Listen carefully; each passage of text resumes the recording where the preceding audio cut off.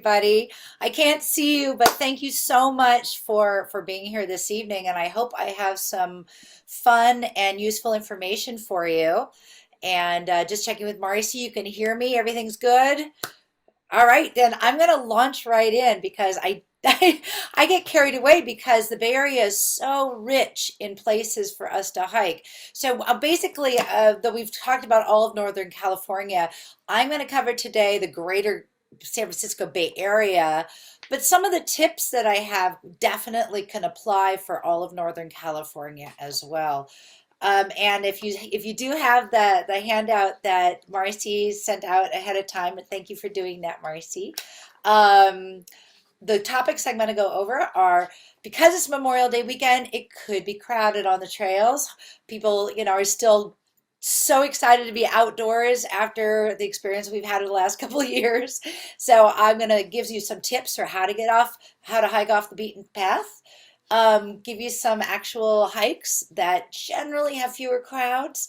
Then we'll go over hikes with wildflowers, where there should still be some wildflowers Memorial Day weekend, hopefully. Hikes with waterfalls. Some of them may not be running. I'll go over that, but there's some that still are. A few beach hikes to consider because that's always fun to go to the beach Memorial Day weekend. A different activity you might not have thought of, which is a hike in a museum, especially if you have families, that's fun. And then some tips for hiking with kids, which is one of my favorite topics. So first of all, hiking off the beaten path. Here is some tips. These have always worked for me, tried and true, working with talking to other hikers too. One of them is, I'm going to share my screen. If you go to Google and you're Googling, if you are Googling let me bring this up. If you're Googling a trail that you might want to take, and rather than actually going to the wrong one, sorry, I thought I had this. Here we go.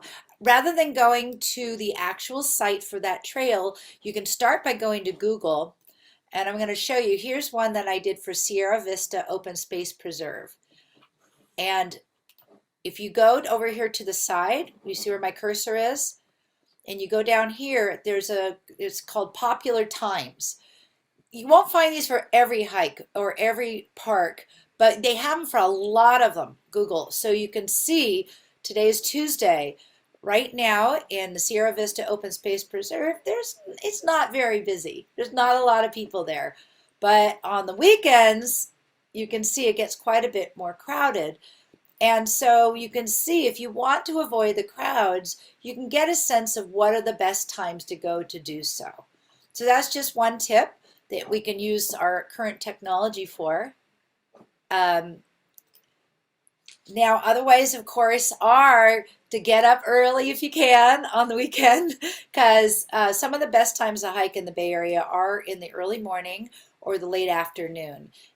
When you go in the morning or in the afternoon, not only do you avoid crowds, you can get parking, you also often have the opportunity to see wildlife along the trails. Where I live in Oakland, I'm near Redwood Regional Park. I hike there all the time with my dog.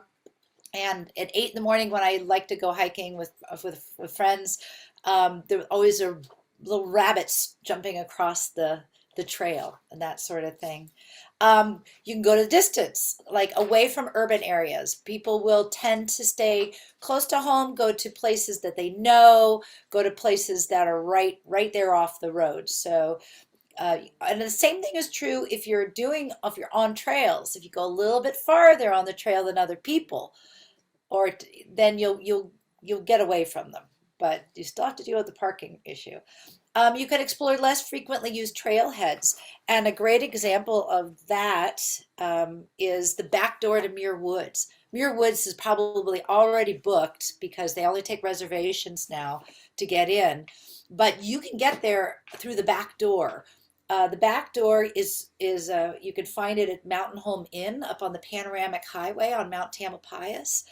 And again, there's lots of parking along the road, but it would depend on the time of day you go. And then you can look it up online. There's great trails that'll take you down into Muir Woods through the back door. Another one in the East Bay Regional Park District, great park district, is Anthony Chabot Regional Park. And the main entrance with the lake is going to be crazy on Memorial Day weekend because a lot of people use it to picnic on the grass and everything. But you can go to the Clyde Woolridge staging area or the Bort Meadow staging area, the Redwood Canyon Public Golf Course, which has 170 parking spaces. You can go to the Marciel Gate. It has 29 spaces. Just you can look them up online for Chabot, and all of these trailheads are great ways to enter the park where you may not see very many people, and you'll still get some great views eventually of the lake and of the chaparral there. Um, and that one of my favorite hikes, which is on the Clyde Woolridge Trail, is the Goldenrod Loop with Goldenrod, Horseshoe, and Brandon trails. It's really pretty. Um, oh yeah, and if you want to, you could even camp out there if there's still camping available and do some local camping. And that's one kind of fun way to do the Memorial Day weekend. Okay, you can also try more challenging terrain. There are some good mountains to climb in the Bay Area. And one thing I always recommend is to visit in between places. So we are so fortunate to have the Bay Area Ridge Trails and the coastal trails and a lot of open space, like the Post, the Peninsula Open Space Trust, Mid-Peninsula Open Space, and they have so many parks that are not as known, and some great places to go. And finally, there's permitted hiking. And this is one of my great secrets that I love to share, is East Bay Municipal Utility District, EB MUD, for example. If you go to their website, you can get a hiking permit and you can get trail maps. It's very inexpensive. You can get one even for a year, or you can get one for a day. And then you can go on all these great trails that you can't go on otherwise. So, for example, in Orinda, you have Briones, which will be pretty crowded on Memorial Day weekend, but Briones Reservoir I think is even prettier because you're hiking around the water, and that's a permit trail. Las Trampas, which is out in Crow Canyon in Contra Costa County, really fun place to hike. It's got a great calf burner mountain, or you can go by the creek and find all kinds of old fossils. But also, if you go up the hill and you keep going, there's just a bunch of trails back there. It goes back down in a canyon and it has a whole different ecology back there, and that's accessed by East Bay Mud permits. The other one is the Audubon Canyon.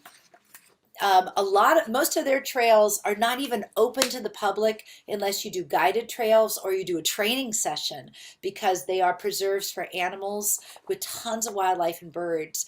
Really exciting. The only one that you'll find, I think, open is, let's see, I think I have it on here later on, so I have to find it because I don't have it immediately in my notes. But for wildflowers and wildlife, there's the Bouverie Preserve and the Modini Preserve. So those are great ways to get off the beaten path. Any questions about that before I get to some more specific trails that might be less crowded over Memorial Day weekend? Okay, I'll keep moving on because I got a lot. All right.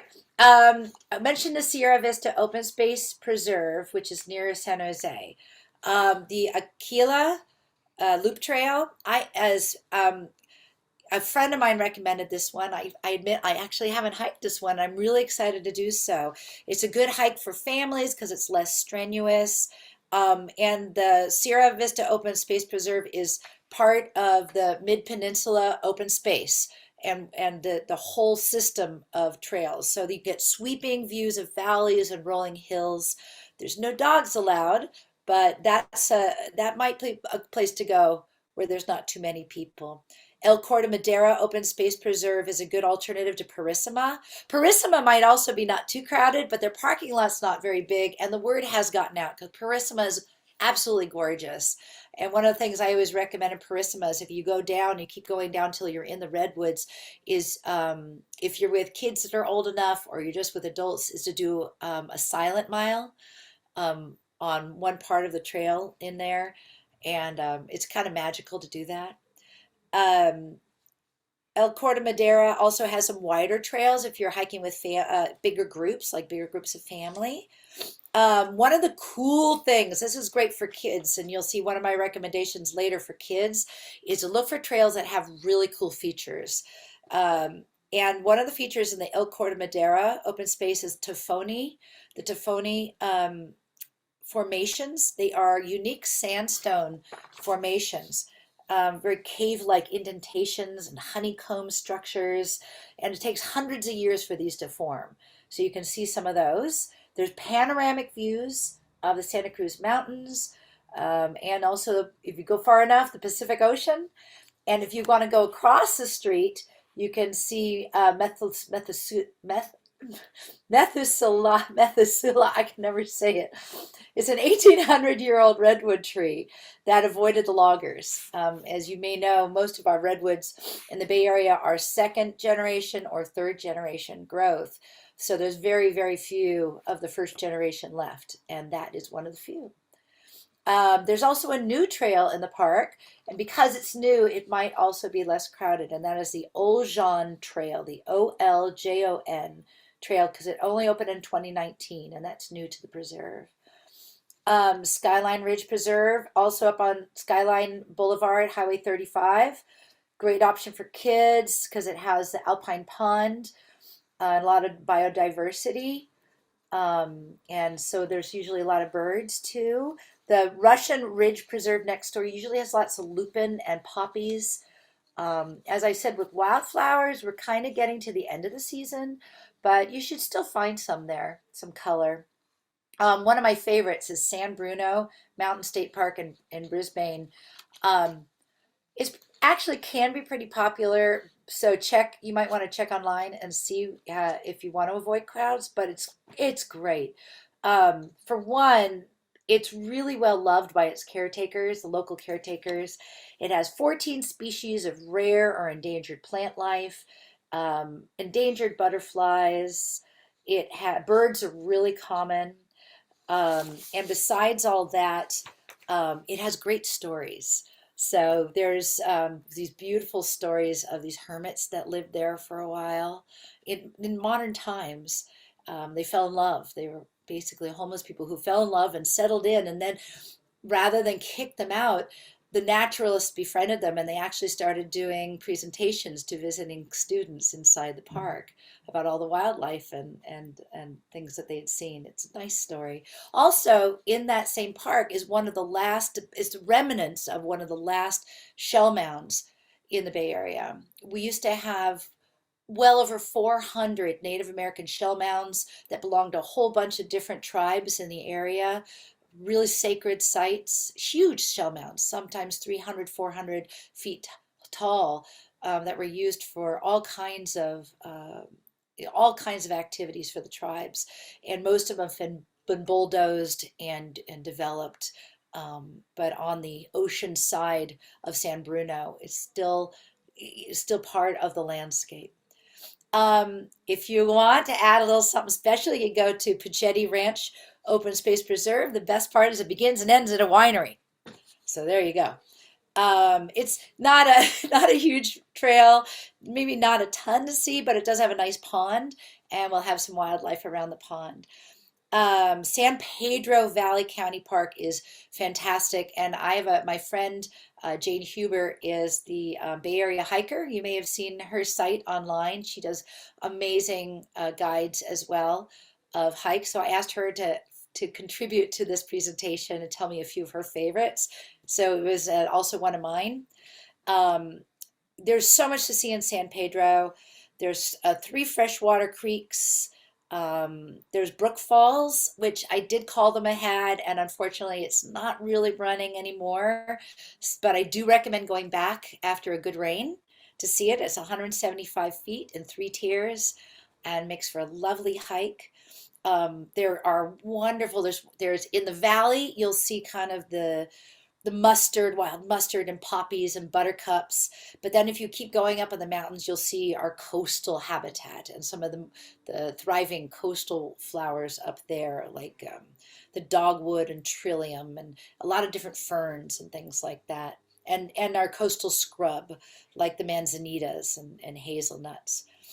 There's a lot of wildlife to see. And you can also just keep going and it'll hit Montera State Beach, which is actually kind of cool for a two-car hike if you really wanted to go the distance, is to park another car over at Montera Beach. And you can start at San Pedro and hike all the way over, go to the beach afterwards, and then head home. Well, you have to go back and get your other car, but just an idea. And Montera State Beach, by the way, is really fun. Across from that is McNee Ranch and Montera Mountain, and that's another way onto the mountain that a lot of people actually don't take. And it's right by the beach, so you can go to the beach afterwards. Um, I have in Stinson Beach is going to be very crowded Memorial Day weekend, but I did look up. I got really curious because I love Stinson Beach. There is a preserve that's this is the one. It's part of the Audubon Canyon Ranch, and it's called the Martin Griffin Preserve, and it's one of the few that is open to the public without guided hikes or special training. It has like 60 species of water birds, 90 species of land birds that have been spotted there. And so it's going to be beautiful as if you want to try that. No dogs, obviously, because it is a preserve. Um, Mount Diablo State Park is gorgeous over in Contra Costa, and I grew up in that area. It was a rite of passage to hike up that mountain and all the way from Southgate. But Southgate's going to be crowded, even though I love Rock City and all that. Another way to go is the Regency Gate in Clayton. Again, the word has gotten out. I know I had it in my hiking guidebooks, but so hopefully it's not too crowded there. It's just a residential street. And from there, you can hike up. It's a longer hike, but you can get up to the Falls Trail Loop. And there are waterfalls and wildflowers, and there should still be wildflowers because of all the water and because it's on the north side, so it's not facing the sun as much. And that's going to be gorgeous. Up in Santa Rosa, going a little farther, North Sonoma Mountain was another recommendation by Jane, and I love it up there too. It's right next to the Jack London State Park. Beautiful hiking. And one other is Rancho Canada del Oro and Morgan Hill is another recommendation. And I better move on to my next topic, which is hikes with wildflowers. And you can ask questions if you have more about those individual hikes, perhaps during our Q&A. That's all right. Okay, wildflowers. First of all, before I talk about specific hikes with wildflowers, I wanted to include wildflower guides. Marcy, maybe what I could do is just send you a nice list that you can share with participants afterwards of different ways. Yeah, some of the Yeah, parks, sounds oh, great. great. Okay, some of the parks, if you go online, have guides right on their site that you can download. And then also, there's a bunch of online databases which are wonderful now that you can use as apps on your phone. iNaturalist is really, really fun. You probably know about that one, our librarians, and it's really fun to do with the kids. It can help you to upload your own nature photos as well as source identifications. So it's kind of a sharing natural site. There's Calscape, which is the California Native Plant Society's database. It's huge. And Jepson Flora is one I have not tried. That is a database that UC Berkeley has put together with botanical illustrations and in geographic regions around the area. And you could also consider guided wildflower hikes, and a lot of the parks offer those. So, and I'll send that a list of some that do. All right, so wildflower hikes. Um, Mount Burdell, where's my list here? There they are. Okay. So I'm Mount Burdell is a fun one. Um, a lot of it is north facing. No, North Alompala is more north facing. Bordel's a little more south facing, so they probably slightly on their way out, but it's got a huge hillside that's generally full of mustard and poppies and lupin and all those things, and you can bring your dogs. Mount Tamalpais, I mentioned. Um, no dogs are allowed there, but there are parts of the park that are going to be really full of wildflowers. The Matt Davis Trail should still have one, some, and one of my favorite loops. Again, it could be way too crowded unless you get up early, but is the Steep Ravine Trail. The Steep Ravine, you could do Steep Ravine, Matt Davis, or Steep Ravine and the Dipsy Trail. And Dipsy will also have wildflowers. And it's a great, great hike if you've never done it. It's kind of the landmark hike of that area. It features a 10-foot ladder that you take down into the redwoods and follow the creek and go over all these bridges all the way down. And a really fun way to do it with the kids or less experienced hikers is go early and park at Pantoll camping area, which Pantoll is up in off of Panoramic, up on the mountain. You can look it up. And then you take it all the way down, have lunch in Stinson, spend time on the beach, and take the bus back up to your car. And that's really fun. Um, okay, Sonol Regional Wilderness. I actually called them. Dogs are allowed there. You have to go up a little farther to see some of the wildflowers. They usually do have some nice cascades with Little Yosemite, but that isn't really running right now. There's just a little bit of water, but the wildflowers will still be beautiful in Sonoma Regional Wilderness. Windy Hill, again, they're kind of on their way out, but they're really pretty. One of my favorites for wildflowers is Maury Point, but that one definitely is really accessible in Half Moon Bay, and actually in Pacifica. And so I would recommend going in the morning or late afternoon.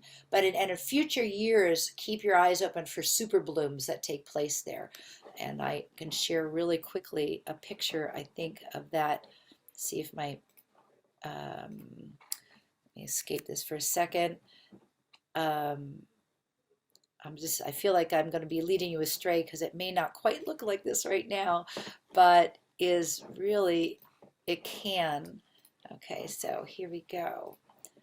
Oh, this was post where there's, like I was showing you, there's all kinds of open space all over the area that you can explore.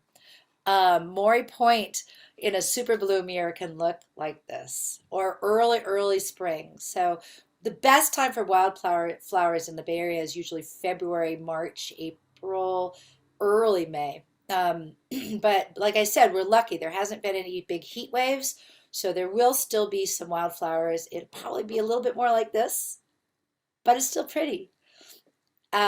So that's point, uh, Maury Point. I love Maury Point too because you have to climb up bootleggers steps, and that's because the bootleggers used to have a distillery up at the top of the mountain.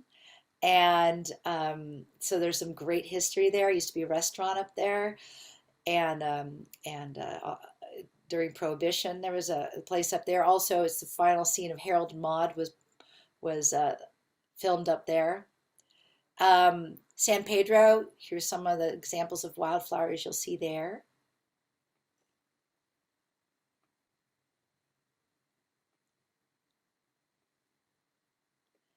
And I also wanted to mention a few others. So here's one I love that is Pescadero Marsh. This is also really fun with kids.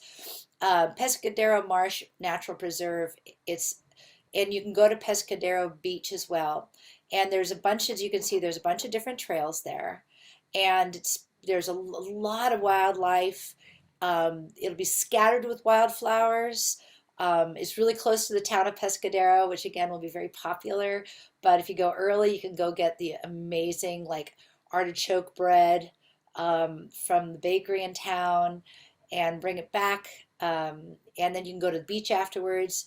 Butano State Park is one of my favorites. It's close by there.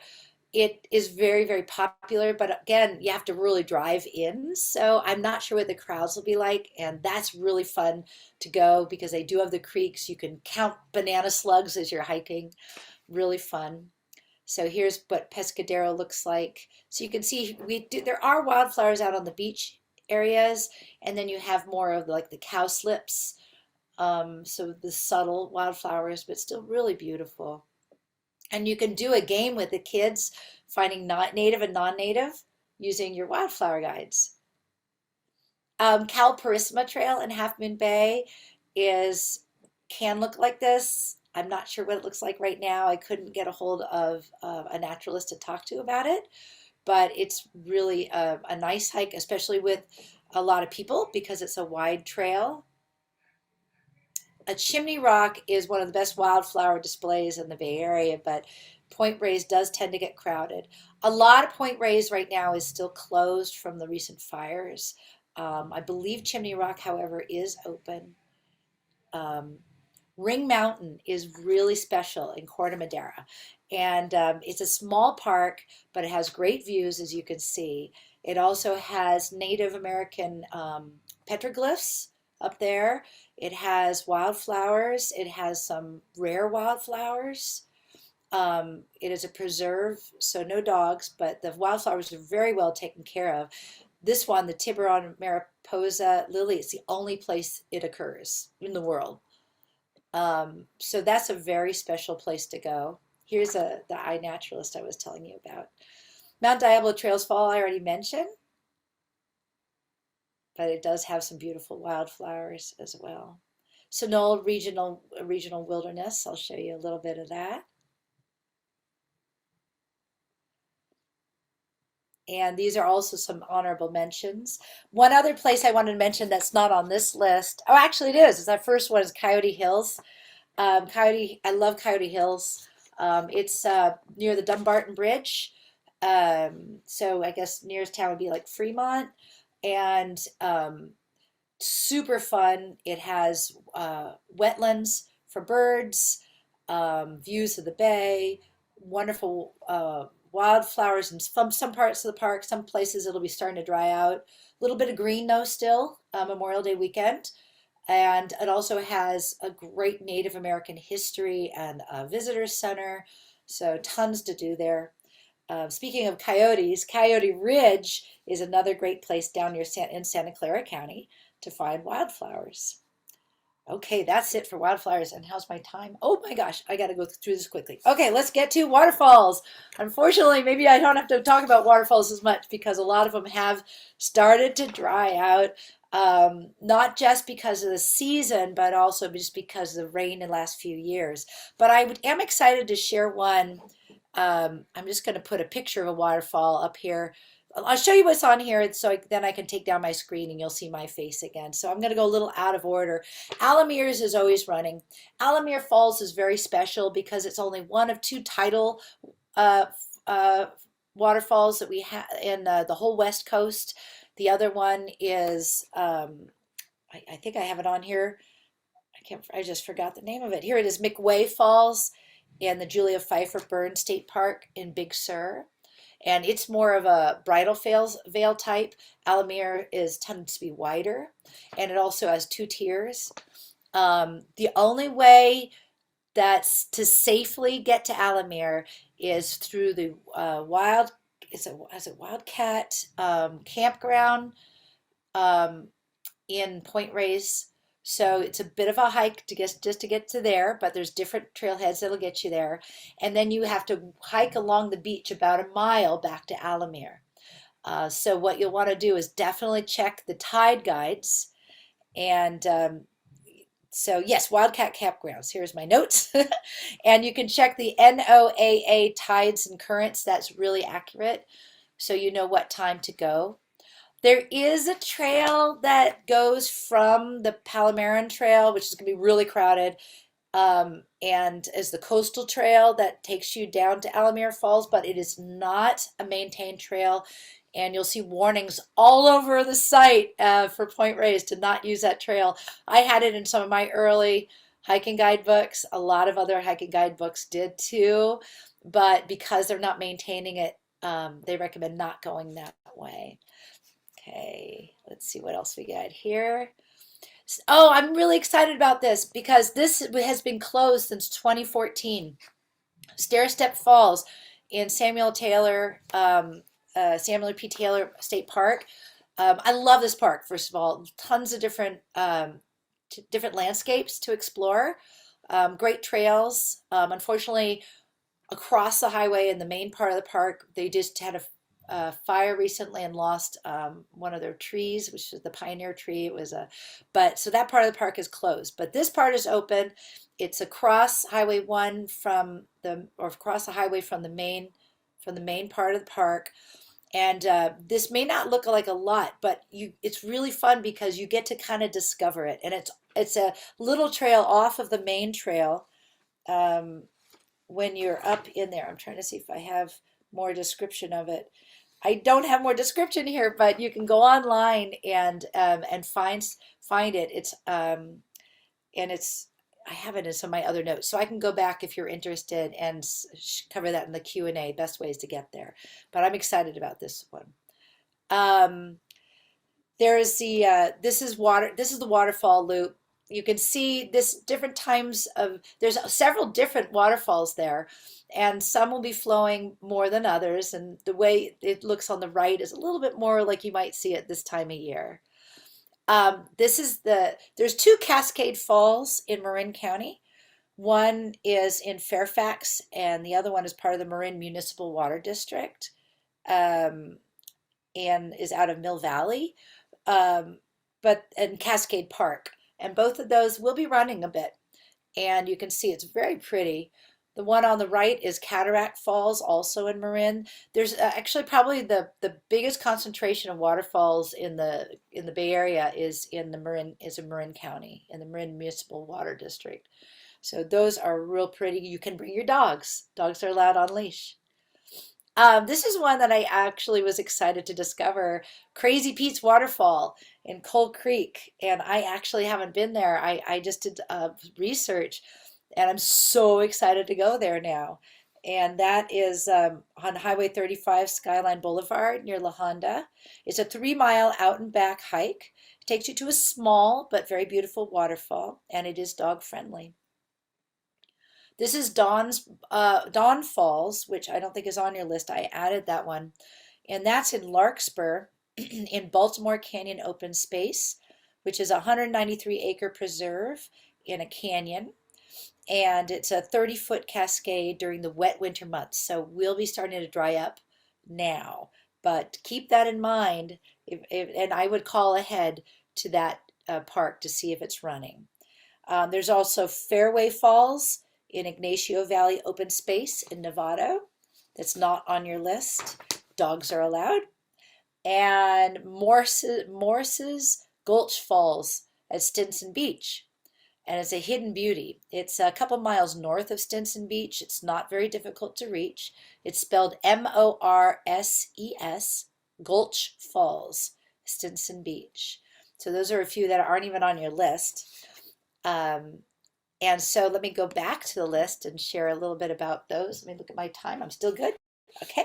Um, I don't have time to go over all of these. Berry Creek Falls Loop, though, I wanted to let you know, you may already know. Unfortunately, it is still closed because of the lightning fires, which was so damaging. It was the worst fire in Big Basin Redwood State Park, which is our oldest state park in California.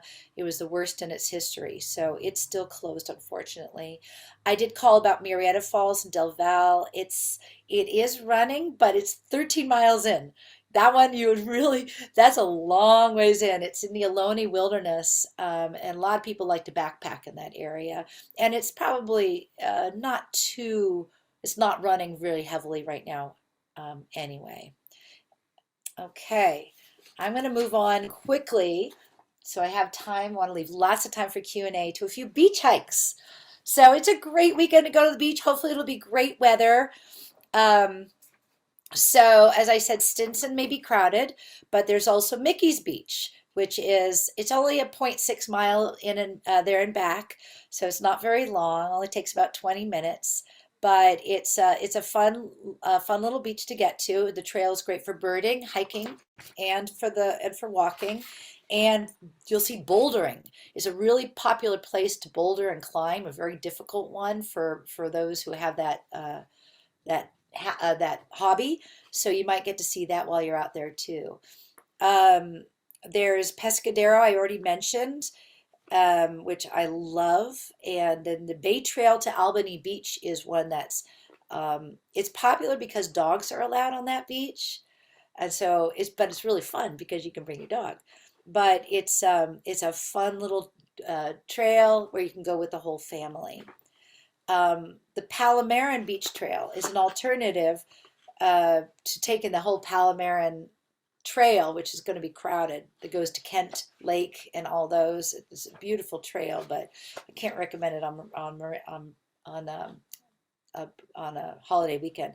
The Palomarin Beach Trail, however, is just a 1.6 mile trail across a bridge at Bolinas, and it's a nice nature walk.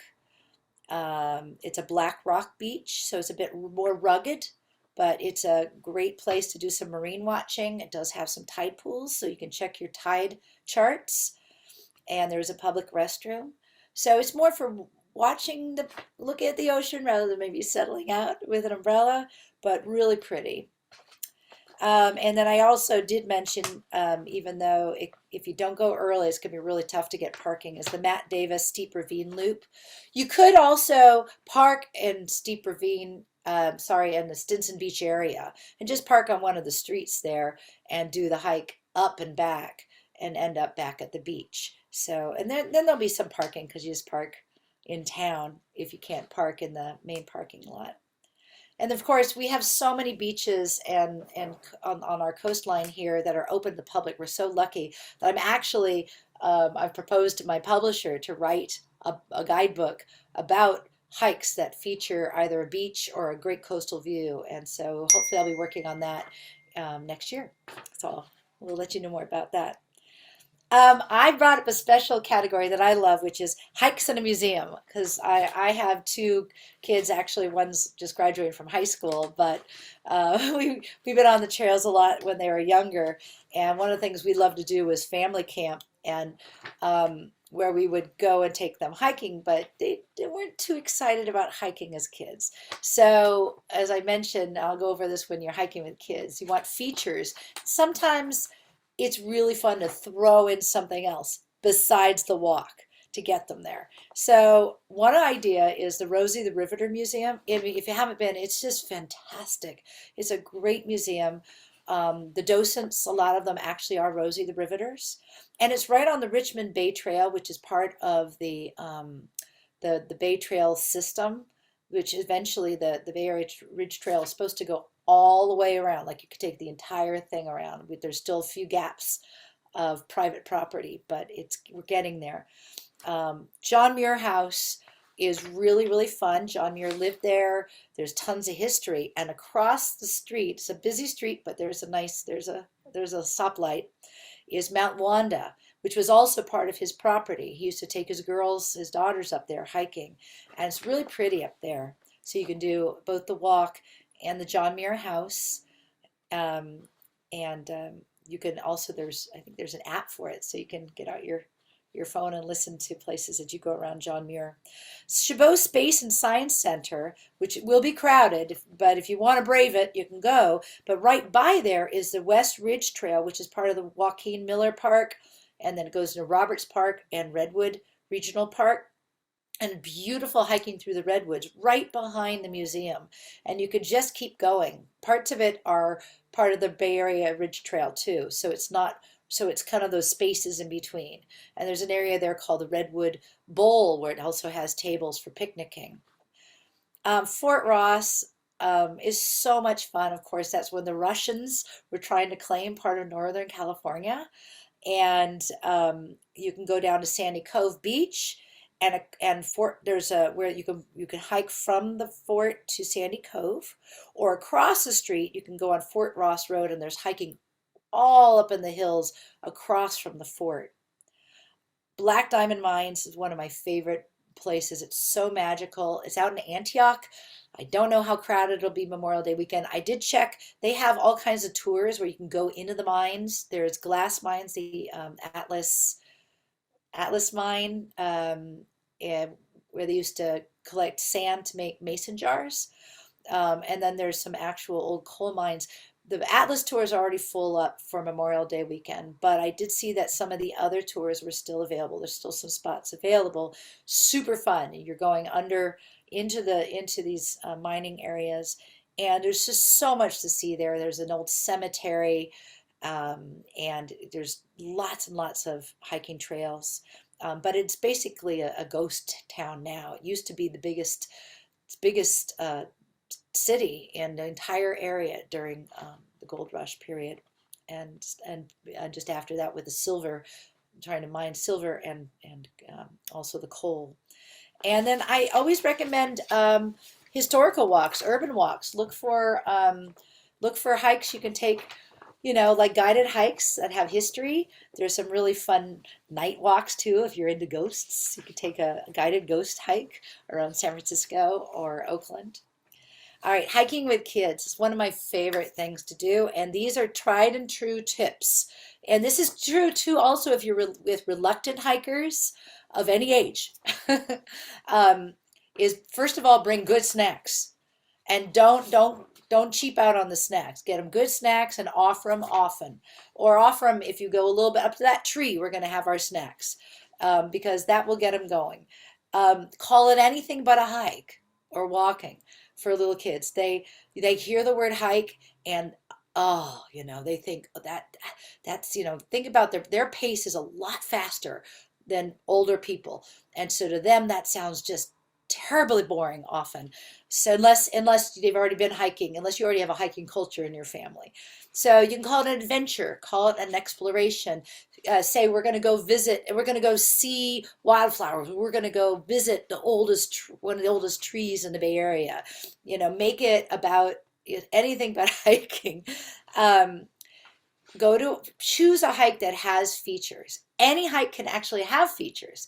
It might be geological, like different kinds of rocks, could be different kinds of plants, could be wildlife, could be history. I love the stories of trails. If you go look at any of my hiking guidebooks, you'll see that's one of my features. Is I hike is the both the human history and the ecological history of that area. Just a little bit of research can go a long ways. You now we usually like to put these things away when we're hiking. I do recommend not having them out for social media because then we are the tool. But there's so many good tools on these for hiking that can make it more accessible, especially if you're hiking with teenagers. So you can get out your iNaturalist. You can have them take pictures, make that their mission, that they're going to be a photojournalist of this hike.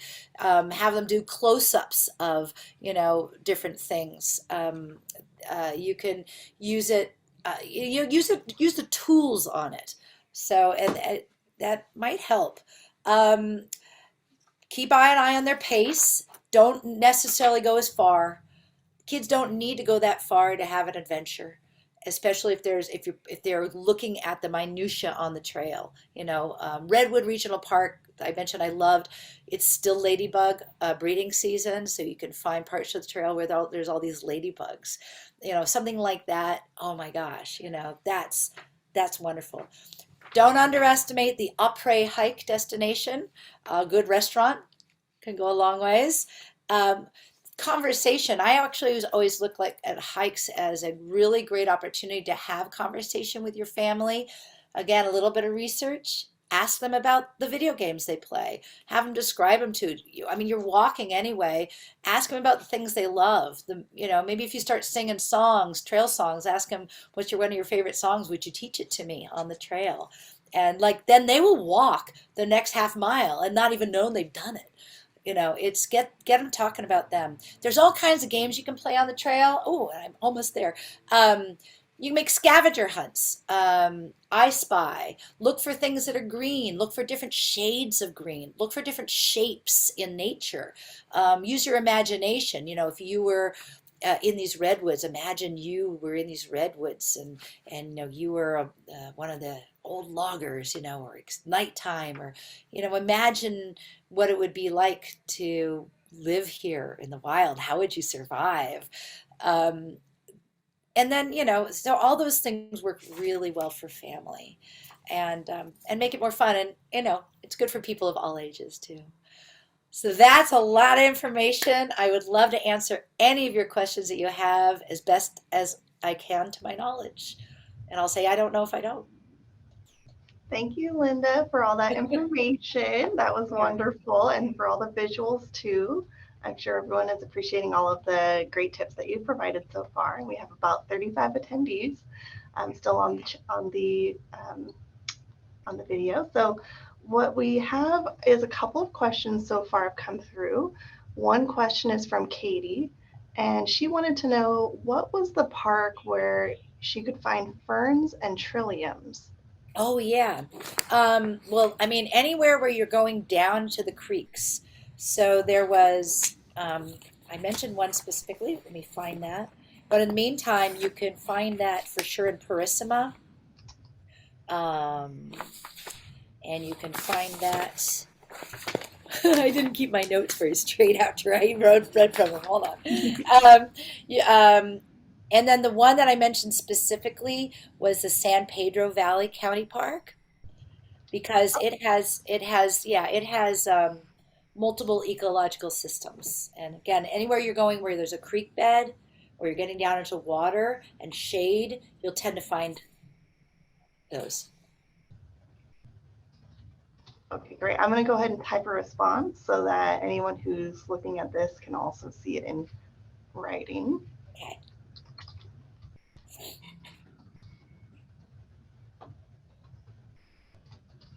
All right, and then the next question we have is from Kathy. She wanted to know which trails have more shade. Ooh, more shade. Gosh, it's almost the same answer. Any ones that you can where you can go down into the redwoods or the creeks. So, um, up on Highway 35, for example, that would be hikes on the west facing side and not the east facing side because they are going down the hill towards the coast. And so they will go down into creeks and canyons. Um, there's a lot of shade in Butano, really great shady areas. Just don't go up on the ridges. Um, and so I mentioned Purissima, and one of those alternatives also was El Corte de Madera was one. Skyline is a little more open. Trying to think what else is around there. San Bruno is going to start in the shade, but that goes into the sun. What else? Out here, yeah, let's see. Tilden is in the shade if you're going to stay in the nature area. But again, if you go up into Greater Tilden Park, which is out in Berkeley, Oakland area, that'll be up. The vistas are all in the sun. I love Redwood Regional Park. It goes on the stream trail, and Redwood Regional Park is gorgeous. And you can do the entire stream trail just once you go down. And it's a nice long trail that's all and almost all in the shade. Um, those are a few really good ones. And I'll think of some more if you'd like and send them as a follow up. I'll write that down. Okay, great. And let's see, Katie also said thank you. Sure. And there was another question. What was the hike near a reservoir with fossils? Oh, okay. I think they were two different ones, but Los Trompus, which is out at Crow Canyon Road, off of Crow Canyon Road, the entrance to Los Trompus Regional Preserve. Is it a preserve? I can't remember. It's part of the East Bay Regional Park District. They have great websites, by the way. So if you're going to go to Las Trampas, you don't go up the hill. Most of there are fossils all over the mountain because it used to be underwater. It used to be under ocean. There's even been mastodon bones that were found there. But if you keep going on the creek trail, and I can't remember the name of the trail right now, but it's like once you're in the parking lot, you're going to stay around that same level rather than go up. it's you can just look down and there'll be fossils right around the creeks. You want to leave them in the park, but there's a lot of them to see. Briones, I mentioned, I think I mentioned a couple reservoirs at the same time because I was talking about the East Bay Mud permit trails. Mhm. So Briones Reservoir and some of the other reservoirs might also have some. Um, and there is that reservoir. Let's see, there's a couple other reservoirs you can actually get to in East Bay Mud. But it was Los Trumpus that I was mentioning with the fossils. Okay, great. Thank you. And then there's another question from Jeff. Where is the park with the ladybugs that you recently mentioned? Oh, yeah, that's Redwood Regional Park. They redesigned some of the trails recently. I mean, they did some clearing, but it's a bummer because there was used to be this one concentrated area on the down on the stream trail that was, I mean, wall to wall ladybugs. I could show you amazing pictures. Um, Last time I was there, though, I still saw quite a few ladybugs down there. Um, I would call ahead of time and make sure they're still there and still breeding. But that's the park, and when they're there, it's really really fun because it's a very concentrated amount of them, and they're still there. They're just a little bit more spread out on the trail. Can you repeat the trail again one more time, It please? is the Stream Trail in Redwood Regional Park. It's also a very dog friendly park. However, on the Stream Trail, you definitely have to keep your dog on leash because that area is a little bit more has more fragile wildlife and Okay, great. fauna Thank on you. that trail. And we do have another question from Elle. They wanted to know what permit do you suggest purchasing that would give entrance to all of the parks? All the parks. Um, well, there's so many different. So the Bay Area, we are so fortunate. We have so many parks. So we have wow. There's not one permit that'll get you into all the parks. There's you can buy a pass for all of the national parks in the area and for the Golden Gate. That includes the Golden Gate National Preserve, which is a huge area and covers a lot. Um, so there's the national parks. We have a lot of state parks. That's a separate permit or a separate trail pass, but you can buy a trail pass for all the state parks. Um, then East Bay Regional Parks, they are either free or you have to pay for parking, and it depends on the park. Um, all of the Mid Peninsula open space parks are free and open, I believe, to the park. I'm not sure if any of them have paid parking. Don't quote me on that though. The Post Peninsula open space, I believe those are all open to the public. You don't have to pay. Um, Marin, uh, the Marin Municipal Parks, Marin Municipal Water is also open to the public. Some of them you have to pay parking. And then it's just the the permit ones I was talking about is to get the East Bay Mud permit and then go on their website to their trails and you can see all the different trails. You can access reservoirs that you can't access any other way. On and walk near those near or on or with views of some of those reservoirs like the San Pablo, I believe reservoir is one. And so in that one you can get a permit and it'll allow you to walk any of those trails all year long. So that's hopefully that's helpful. I think San Mateo is also the same. There's a San Mateo district. Santa Clara has a district, and they're also park by park. If you, some you have to pay parking, some are completely free, and you just have to look at the at each individual park. Okay, great. And also, I just wanted to mention to our listeners that are in Santa Clara County that we do have some South Bay park passes for county parks. So if you are in South Bay and Morgan Hill or Gilroy area, as they're available, there are no holds allowed on those type of passes. So if you would like one, you would need to call ahead to the library in Morgan Hill or Gilroy to check to see if we have them in stock. And then there's also passes for state parks that you can get through the system. However, they do have a lot of holds on them. So your best chance to get a county parking pass would be through going in person to Gilroy or Morgan Hill Library, and we may have them at the accounts desk for you. So you can always check with us here. Right. Oh, and I did, that's a good point, is like some of the other agencies like East Bay Regional Parks, you can buy a parking permit for the entire season as well. Great.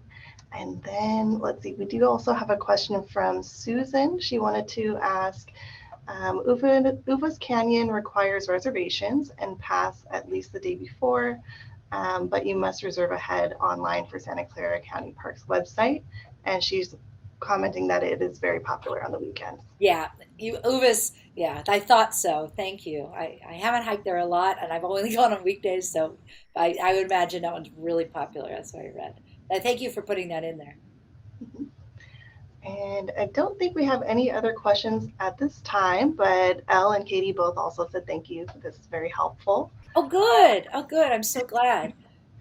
And if anyone else has any questions, we are at 8:01 right now. So you can always write it in the question and answer, and we may be able to include that in an email afterwards. Or if you have a quick question, we might be able to answer it now if you want to include one. And just another shout out about completing the program survey that was attached. The link was attached to the email today. We would really appreciate everyone filling out that survey for us. And we will be sending out the link to this recording within a couple days. And I think we're done with the questions, and we had such a wonderful time. Both sheets of my paper are just full of places I want to go and research and one other thing that I thought about when you're talking about scavenger hunts, Yeah. is to have a sound or noise scavenger hunt. At our libraries at Gilroy and Morgan Hill, we have some scavenger hunt sheets out, and one was different sounds that you might hear as you're hiking along. So that's just another something that I thought of when you were I mentioning. love that. Yeah, anything that, if you think of your five senses, I mean, you can do anything. You can do the sounds, smells, I wouldn't taste, not in the wild, not unless you know what you're doing. But yeah, absolutely. And there's so many different fun ways to explore nature. Yeah. All right. Well, thank you everyone for joining us. We had such a wonderful time, and keep checking out those books on hiking and camping. Thank you so much. Thank you, everybody.